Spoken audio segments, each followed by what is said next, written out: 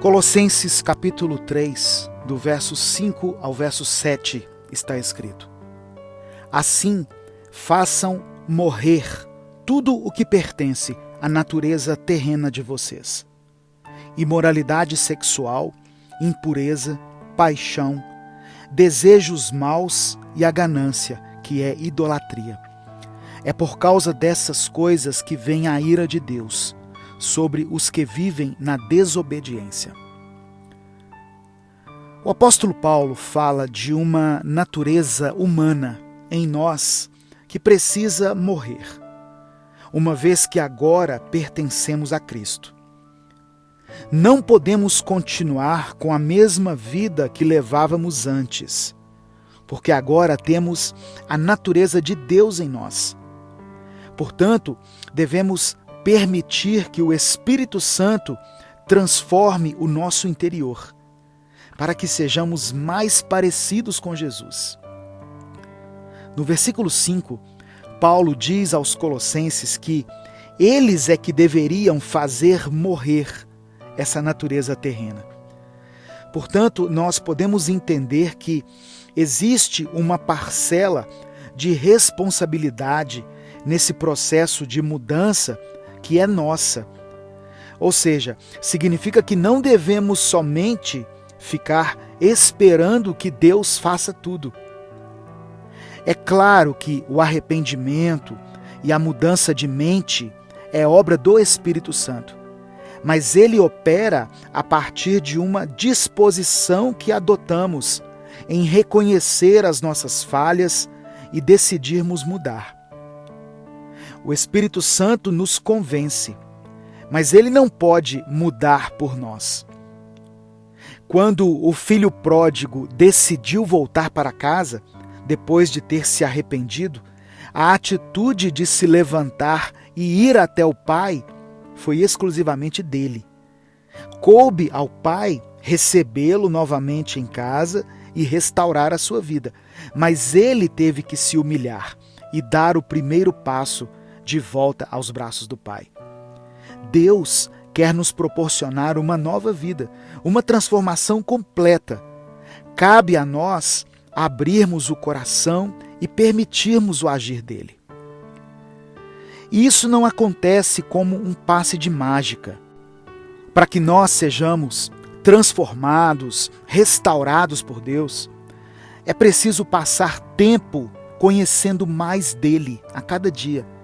Quando Jesus disse assim: conhecereis a verdade e a verdade vos libertará, ele estava falando de conhecer a Deus através da sua palavra. Consagre um tempo do seu dia para a oração e para se encher da palavra de Deus.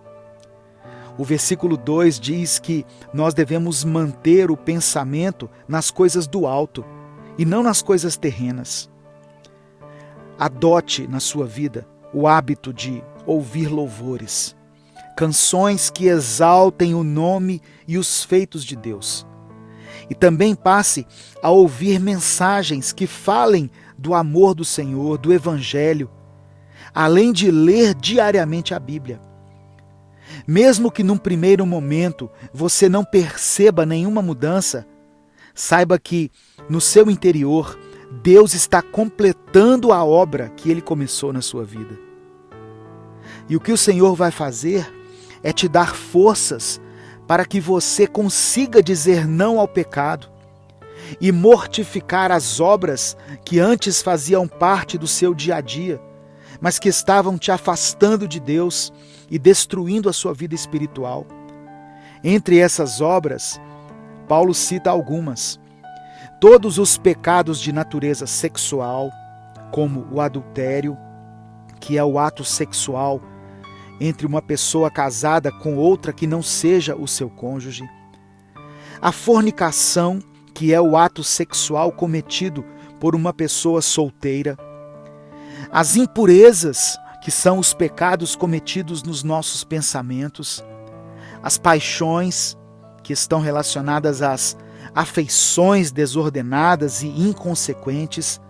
E a ganância, que o texto compara à idolatria, e que tem a ver com a busca incondicional pelas riquezas deste mundo. Paulo diz que por causa desses pecados, a ira de Deus vem sobre aqueles que vivem na desobediência. No versículo 8, ele continua falando de algumas práticas que precisam ser eliminadas da nossa vida, como a raiva, os sentimentos de ódio e os palavrões. Isso mesmo, Deus quer que mudemos até o nosso linguajar. Se você, antes de Cristo, era uma pessoa acostumada a falar palavrões ou a fazer piadas indecentes, Deus quer controlar a sua língua. De uma mesma fonte não pode jorrar palavras de bênção e palavras de maldição. Você agora é uma nova criatura e o seu testemunho é importante para que o nome de Deus se torne conhecido. E a partir do momento em que vamos eliminando todas essas atitudes nocivas da nossa vida, Deus vai nos preenchendo com outras características. Um exemplo que eu sempre gosto de mencionar de transformação que nós podemos perceber na palavra aconteceu com Moisés. Quando ele é mencionado no começo da sua vida adulta, o texto de Êxodo fala de Moisés assassinando um egípcio. Eu não estou questionando a motivação dele. Afinal, alguns vão dizer que ele estava defendendo um hebreu. Mas o fato é que um homem que é capaz de assassinar outro pode ser considerado como alguém extremamente violento. E tempos depois, após uma longa caminhada e um tratamento de Deus no meio do deserto, no livro de Números, Moisés é citado como o homem mais manso de toda a terra. Deus não somente anula o mal na nossa vida, mas Ele preenche o nosso ser com qualidades que antes nós nem sonhávamos ter. Por isso, nos versículos 12 e 13, Paulo diz que nós seremos revestidos de compaixão, de bondade, humildade, mansidão e paciência. Ele continua dizendo que nós seremos capazes de suportar uns aos outros. E essa palavra suportar aqui não é no sentido de aturar, mas significa dar suporte, ajudar alguém a se levantar, a se erguer.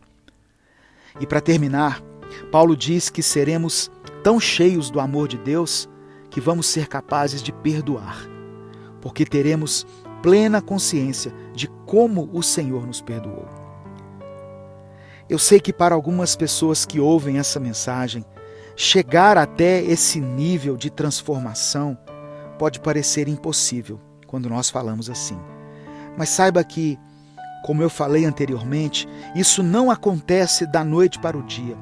É um processo contínuo que, na verdade, Deus já começou a operar na vida daqueles que se entregaram a Ele. Por isso, tenha paciência. Nós somos pecadores e estamos em um constante processo de santificação. Eu quero orar por você. Deus, somos gratos pela Tua palavra, pelo Teu amor. Queremos viver uma nova vida, Pai. Nos enche com a Tua presença e faça morrer em nós a natureza pecaminosa que tínhamos antes de Te conhecer e que fazia com que nós tivéssemos atitudes das quais hoje nos envergonhamos. Que o nosso testemunho de vida glorifique o Teu nome. Muda o nosso ser. Coloca as Tuas palavras na nossa boca.